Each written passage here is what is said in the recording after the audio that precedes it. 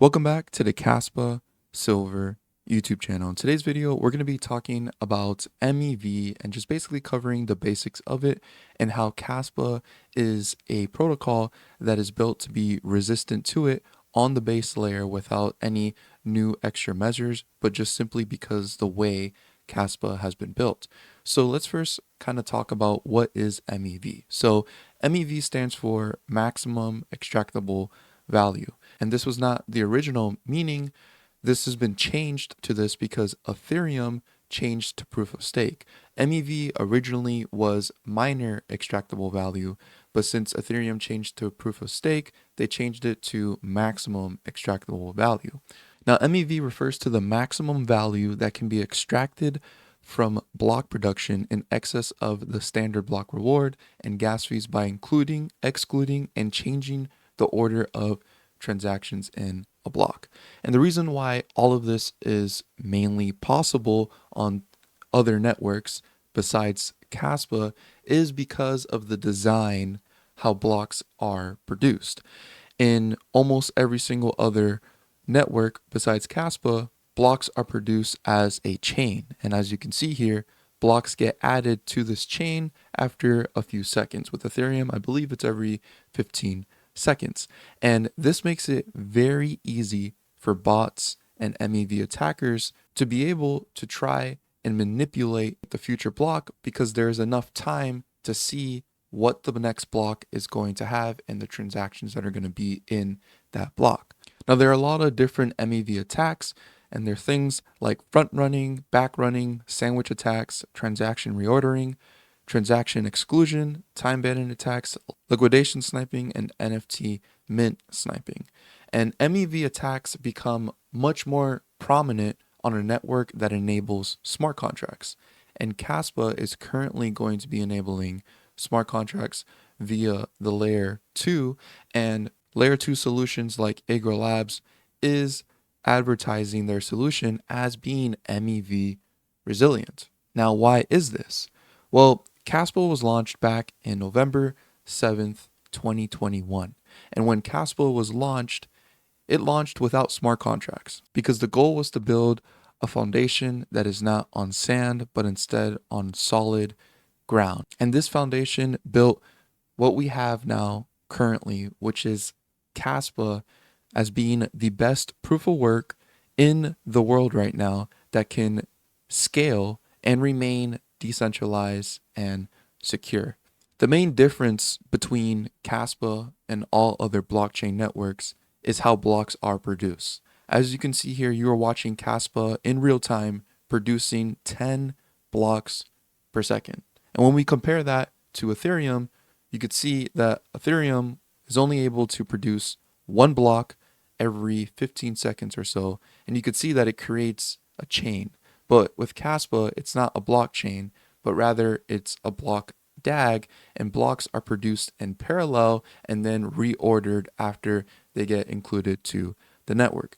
This fast block production is what reduces MEV attacks because MEV attacks are all based on being able to see what is going to be in the next block, and that's because the mempool is able to get filled. But since Kaspa is able to produce 10 blocks every single second, it's able to clear the mempool much faster than any other network out there. If you don't know what the mempool is just basically a place where transactions sit before they get included into the next block. And as you can see that most of the time, the mempool on Kaspa typically only rises to about 2 transactions, and this is just due to the very fast block production that Kaspa provides. This fast block production currently allows Kaspa to be able to handle over 200 million transactions in a single day. And currently, Kaspa does hold the record for the highest amount of transactions in a single day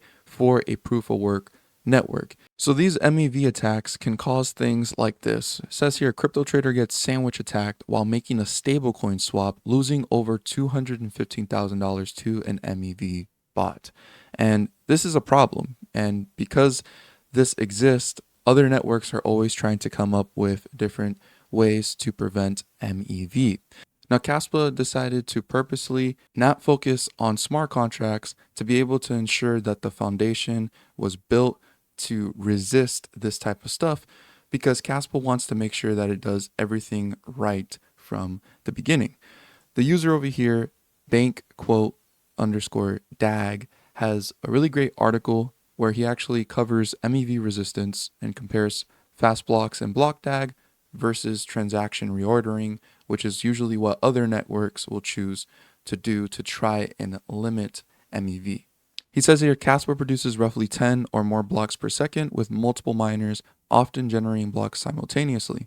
In Ghostdag's block dag paradigm, blocks don't form a strict single file line. Instead, they can be created in parallel and later ordered in consensus. This high throughput and block parallelism creates a chaotic competitive environment for transaction inclusion, where the chance to front run a specific transaction is greatly reduced. A miner in Kaspa cannot easily predict or control the exact ordering of transactions network-wide, since other blocks may confirm competing transactions linearly concurrently. In other words, no single block leader monopolizes the mempool for a given time frame.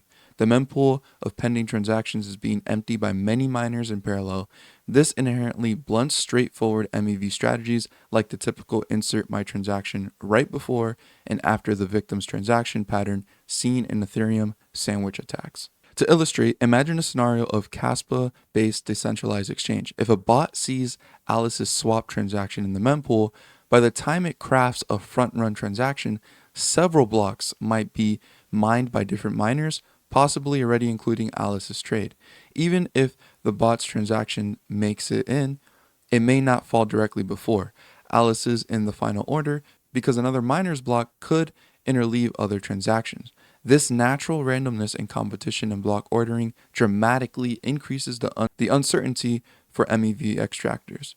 As a result, Kaspa design provides users with more assurance that their transactions will be executed in a fair order, closer to the order they were seen by the network, rather than being manipulative by a single party. It's worth noting that Kaspa's core protocol alone may not eliminate all forms of MEV or censorship, especially more complex long horizon tactics, but it significantly curtails the simple, egregious forms. Recognizing that MEV is a critical issue for all smart contract platforms, the Kaspa community and researchers are also exploring additional defenses at the protocol level.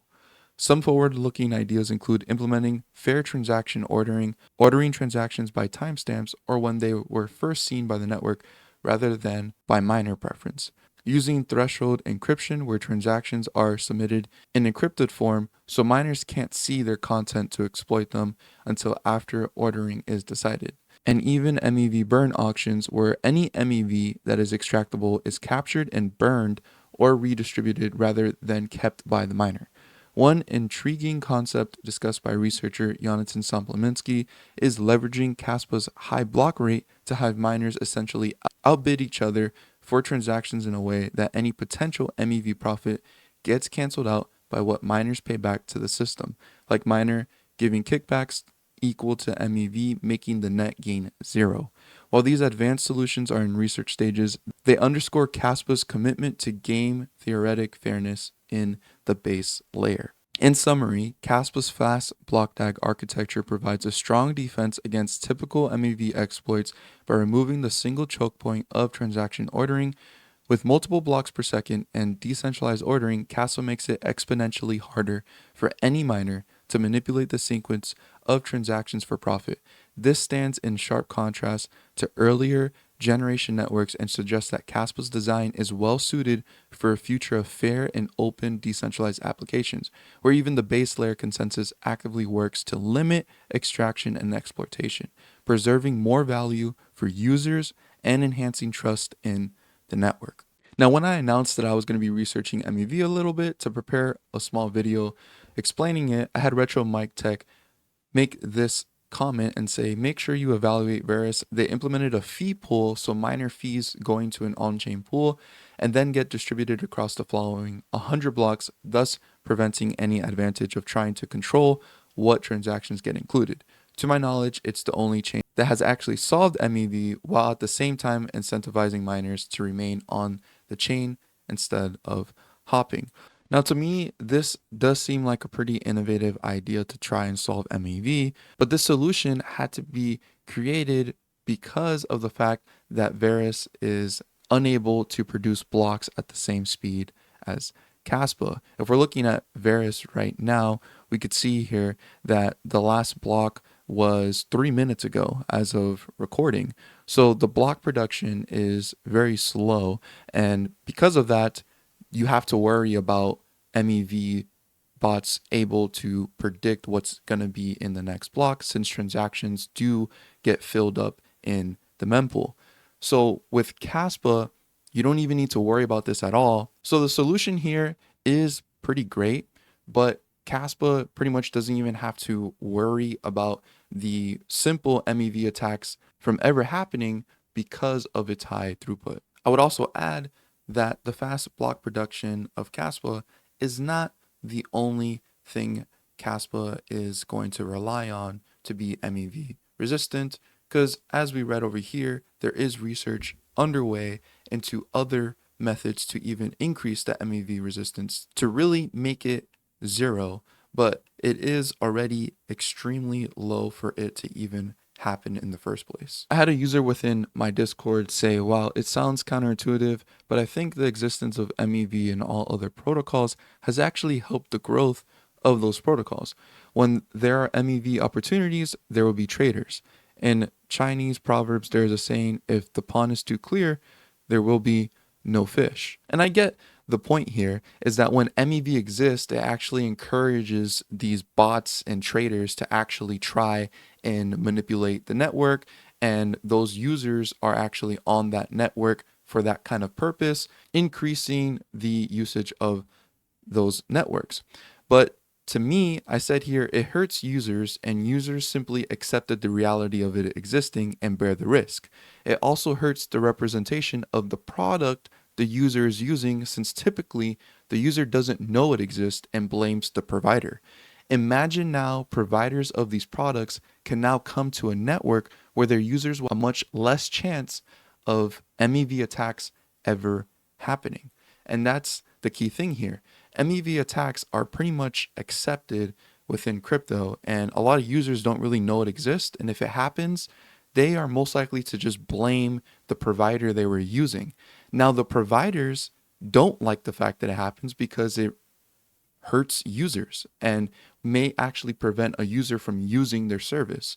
So now I think Kaspa existing will incentivize all these providers that are building applications on Ethereum to essentially want to come to Kaspa and build on Kaspa instead. And so MEV resistance, I believe, is actually crucially important and can attract a lot of development and applications to happen on Kaspa instead of these other networks in the future. So I hope you guys enjoyed this video talking about MEV, and if you have any other kind of questions or even comments about them, please leave them down below in the comments so that we can discuss it. Before we go, if you have not considered getting yourself a Tangent wallet, they do still have these Kaspa exclusive cards, and if you use the code Kaspa Silver at the checkout, as of recording today on June 16th, today is the last day to be able to get 20% off your order and get these cards. So if you're interested, please go check that out. The link for that will be down below in